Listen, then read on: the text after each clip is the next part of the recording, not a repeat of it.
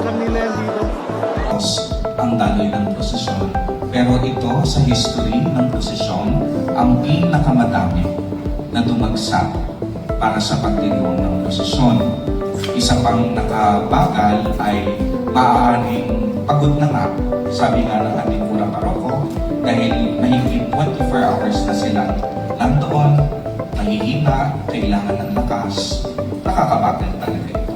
At kagaya ng sinabi ko, dahil nga sa dami ng tao na tumagsa at humarang, talagang yung pwersa para makausad ang antas talagang mabagal.